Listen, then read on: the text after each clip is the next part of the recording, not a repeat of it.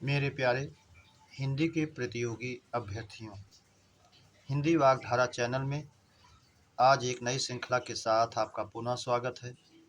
इस उम्मीद और अपेक्षा के साथ कि ये श्रृंखला आपकी हर परीक्षा के लिए, यहाँ अपने देश प्रदेश की कोई भी हिंदी की परीक्षा दे रहे होंगे, सभी परीक्षाओं के लिए उपयोगी है। और इसकी उपयोगिता का आकलन तभी आप कर पाएंगे जब इसके अंदर के सभी प्रश्नों को आप अंत तक देख रहे होंगे। अगर आप बीच में छोड़ दे रहे हैं तो इसका मतलब कहीं आप आधे अधूरे कार्य अपना कर रहे हैं। तो इस उम्मीद और अपेक्षा के साथ कि आप अपनी तैयारी को पूरी तरह से सुदृढ़ करने के लिए इन श्रृंखलाओं के प्रश्नों पर ज़रूर गौर कर रहे होंगे और अंत तक देख रहे होंगे, और तभी आपके देखने का ये भरपूर तात्पर्य भी आपके उद्देश्य को सिद्ध करेगा। आइए इस श्रृंखला के पहले प्रश्न की शुरुआत हम लोग करते हैं। पहला प्रश्न है हमारा, आदिकाल को वीरगाथा काल किसने कहा? ए महावीर प्रसाद द्विवेदी, बी रामचंद्र शुक्ल, सी मिश्र बंधु, डी सभी। तो हम जानते हैं महावीर प्रसाद जी ने बीजक या बीज बपन काल कहा, इसलिए यह नहीं है। रामचंद्र शुक्ल जिन्होंने आदिकाल को वीरगाथा काल कहा, इसलिए विकल्प बी हमारा सही हो जाएगा, रामचंद्र शुक्ल। प्रश्न नंबर 2, अलंकार में किस उपसर्ग का प्रयोग है? ए अलम, बी अल, सी अल, डी अलम। तो हम जानते हैं अलम प्लस कार अलंकार बनता है, इसलिए विकल्प ए हमारा सही हो जाएगा, अलंकार। प्रश्न नंबर 3, वात्सल्य एवं श्रृंगार रस के सम्राट कहे जाते हैं? सूरदास, तुलसीदास, कबीरदास, रैदास। तो कबीरदास जी भाषा के डिक्टेटर कहे जाते हैं, तुलसीदास जी रूपक अलंकार के सम्राट हैं, और वात्सल्य एवं श्रृंगार रस के सम्राट सूरदास जी हैं, इसलिए विकल्प ए हमारा सही हो जाएगा, सूरदास। प्रश्न नंबर 4, आखेटक का पर्याय है? ए व्याध, बी लुब्धक। आखेटक का अर्थ आप जानते हैं शिकारी होता है, तो व्याध पहेलिया यह भी है, लुब्धक पहेलिया शिकारी यह भी है, पारध यह भी है। आप पढ़ते हैं सूरदास के पदों में, ताकि डर हों भाजियो चाहत ऊपर डिको सचान, अब कय राख ले भगवान, हव अनाथ बैठे द्रुम डरिया पारध साधे बान। वो पारिध बहेलिया और शिकारी के भाव में आया है, इसलिए वो ये भी जाएगा, तो विकल्प डी हमारा सही हो जाएगा, सभी। प्रश्न नंबर 5, दावा और बड़वा का अर्थ है जंगल समुद्र, आपत्ति जल, संपत्ति जल, डी कोई नहीं। तो शब्दों को अलग करने पर प्रायः आप कन्फ्यूज होते हैं, जबकि वाक्यांश में पढ़ते हैं जंगल में लगने वाली आग दावानल, समुद्र में लगने वाली आग बड़वानल, पेट में लगने वाली आग चठरानल, विश्व में लगने वाली आग वैश्वानल। इस प्रकार के वाक्यांश को आप पढ़ते रहते हैं, उन्हीं शब्दों को निकाल करके परीक्षाओं में अलग अलग करके पूछ लेता है, अनल को अलग करके। तो दावा जंगल, बड़वा समुद्र, तो जंगल और समुद्र वाला विकल्प हमारा विकल्प ए सही हो जाएगा। प्रश्न नंबर 6, आलोक का विलोम है?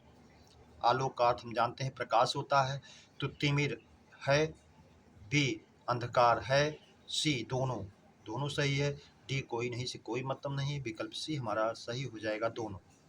प्रश्न नंबर 7, जुर्राब का लिंग है? ए पुल्लिंग, बी स्त्रीलिंग, सी उभयलिंग, डी कोई नहीं। जैसा हम विशेषण का प्रयोग करके या वाक्य बना करके क्रिया के माध्यम से हम लिंग की पहचान करते हैं, तो जुर्राब का लिंग पूछ रहा है, मोजा जिसको कहते हैं जुर्राबें पहनी जाती हैं, इसलिए स्त्रीलिंग में जाएगा, विकल्प भी हमारा सही हो जाएगा, स्त्रीलिंग। प्रश्न नंबर 8, शिवा बावनी के लेखक हैं? ए भूषण, बी केशव, सी बिहारी, डी जायसी। तो हम जानते हैं शिवा बावनी के लेखक जो है भूषण जी हैं, इसलिए विकल्प ए हमारा सही हो जाएगा, भूषण। प्रश्न नंबर 9, विस्मय स्थायी भाव है किस रस का? अद्भुत, करुण, शांत, रौद्र। रौद्र को जानते हैं, एक रौद्र इसका स्थायी भाव होता है क्रोध। शांत जो है ये शांत रस का निर्वेद होता है। करुण का जो है शोक होता है, और अद्भुत का विस्मय होता है। तो विस्मय को पूछ रहा है, इसलिए विकल्प ए सही हो जाएगा, विस्मय। प्रश्न नंबर 10, क्रिया में जोड़ने वाला प्रत्यय कहलाता है? ए तद्धित, बी कृदंत, सी कत, डी कत्वा। कत और कत्वा ये जो है संस्कृत के प्रत्यय हैं, यहाँ इससे कोई मतलब नहीं। तद्धित और कृदंत जो प्रत्यय संज्ञा सर्वनाम विशेषण से जुड़ते हैं वो तद्धित प्रत्यय होते हैं, और जो प्रत्यय क्रियाओं से जुड़ते हैं वो कृदंत होते हैं। यहाँ क्रिया में जुड़ने वाले प्रत्यय की बात की गई है, इसलिए विकल्प ए हमारा सही हो जाएगा, कृदंत। प्रश्न नंबर 11, ऋणी का विलोम है। ए उऋणी, बी उऋण, सी कर्ज, डी कर्जवान। तो ऋणी का मतलब ऋण वाला, तो ऋण वाला ये विशेषण है, तो उऋण इसका विशेषण होगा, इसलिए विकल्प बी सही हो जाएगा, उऋण। प्रश्न नंबर 12, जीने की प्रबल या उत्कट इच्छा वाक्यांश का एक शब्द है। जिजीविषा, जिगीषा जीतने की इच्छा, गीप्सा जानने की इच्छा, जिज्ञासा ये भी जानने की इच्छा, जिजीविषा जीने की इच्छा, तो विकल्प ए हमारा सही हो जाएगा, जिजीविषा।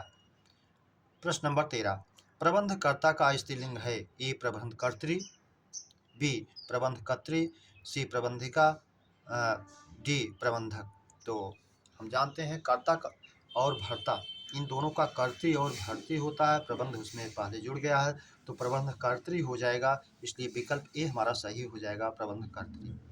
प्रश्न नंबर 14, में पर किस कारक का चिन्ह है। ए कर्ता कारक, बी संप्रदान कारक, डी अधिकरण कारक, सी अधिकरण कारक, डी संबंध कारक। तो में पर ऊपर हम जानते हैं ये सब अधिकरण कारक के कारक वाचक चिन्ह है, इसलिए परसर्ग चिन्ह है, इसलिए अधिकरण में जाएगा, विकल्प सी सही हो जाएगा, अधिकरण। प्रश्न नंबर 15, नर्तक का स्त्रीलिंग है। नर्तकी, नित्यांगना, दोनों, नित्यकी। तो नर्तक का सामान्य स्त्रीलिंग हम नर्तकी के रूप में जानते हैं, लेकिन इसका स्पेशल विशेष जो कुशल नृत्य करने वाली महिला होती है उसको नित्यांगना ही कहते हैं शुद्धतम रूप में। हालांकि नर्तकी भी माना जाता है नित्यांगना, इसलिए विकल्प सी को मान लेना चाहिए, दोनों, अन्यथा की स्थिति में शुद्धतम रूप नित्यांगना ही है। प्रश्न नंबर 16, किसका रूप परिवर्तन नहीं होता। ए संज्ञा, बी सर्वनाम, सी विशेषण, डी क्रिया विशेषण। तो हम जानते हैं चार हमारे विकारी हैं जिनका रूप परिवर्तन होता है, वो संज्ञा सर्वनाम विशेषण है, और चार हमारे अविकारी हैं जिनका नहीं होता है, क्रिया विशेषण, संबंध बोधक, समुच्चय बोधक, विस्मयाद बोधक। तो इसमें जो है हमारा दिया है क्रिया विशेषण, इसलिए क्रिया विशेषण हमारा अविकारी रूप होगा जिसका रूप नहीं बदलेगा, विकल्प डी। प्रश्न नंबर 17, प्रतिदिन कैसा क्रिया विशेषण है। रीतिवाचक, कालवाचक, परिमाणवाचक, स्थानवाचक। प्रतिदिन ये जो है समय को बता रहा है, प्रतिदिन हर दिन, तो इसलिए समय में जाएगा, कालवाचक में जाएगा, विकल्प बी हमारा सही हो जाएगा, कालवाचक। प्रश्न नंबर 18, पुल्लिंग नदियां हैं। ए ब्रह्मपुत्र, बी सोन, सी सिंधु, डी सभी। जैसा हम जानते हैं प्रायः नदियों के नाम जो हैं स्त्रीलिंग में होते हैं, लेकिन अपवादिक हमारी 3 नदियां हैं जो क्रमशः यहाँ दी भी गई हैं, ब्रह्मपुत्र, सोन और सिंधु। ये पुल्लिंग है, इसलिए विकल्प डी हमारा सही हो जाएगा, सभी। प्रश्न नंबर 19, इत प्रत्यय नहीं है किसमें। ए निर्वासित, निर्वास मूल शब्द है, इत प्रत्यय है जिसको अपने स्थान से निकाल दिया गया है। पठित, पढ़ा हुआ, इसमें भी इत है। कथित, इसमें भी इत प्रत्यय है, कहा हुआ। डी सित, श्वेत का पर्यायवाची है जिसमें इत प्रत्यय नहीं है, इसलिए विकल्प डी सही हो जाएगा, सित, जिसमें इत नहीं। प्रश्न नंबर 20, किसमें भाववाचक संज्ञा है। बुढ़ापा, बूढ़ा होने का भाव है। मोटापा, मोटा होने का भाव है। सी बचपन, बच्चा होने का भाव है। डी सभी, इसलिए तीनों में हो जाएगा, विकल्प डी हमारा सही हो जाएगा, सभी। प्रश्न नंबर 21, भव का स्त्रीलिंग है। भवानी, भवि, भव, भवे। तो भगवान शंकर के साथ भवानी शब्द आता है जिसको आप पढ़ते हैं, भवम भवानी सहितम नमामि। तो भव जो है भगवान शंकर के लिए, भवानी जो है पार्वती के लिए आता है, इसलिए विकल्प ए भव का स्त्रीलिंग हो जाएगा, भवानी। प्रश्न नंबर 22, पुल्लिंग और स्त्रीलिंग दोनों में प्रयुक्त होते हैं। ए प्रधानमंत्री, बी राष्ट्रपति, सी मुख्यमंत्री, डी सभी। तो हम जानते हैं कुछ पद हमारे ऐसे हैं, कुछ पद के नाम जो उभय लिंग जैसे में प्रयुक्त होते हैं।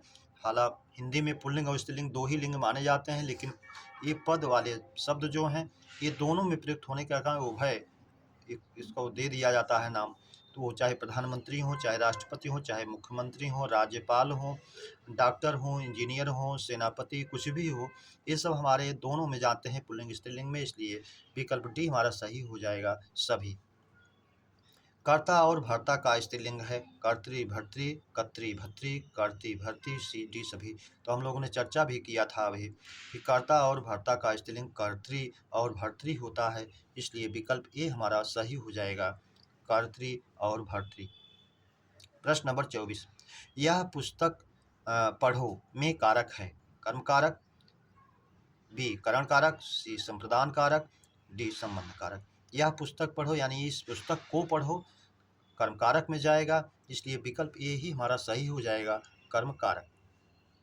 प्रश्न नंबर 25, रमेश ने मोहन को पुस्तक दिया, रेखांकित में कारक है संप्रदान कारक, अपादान कारक, कर्म कारक, करण कारक।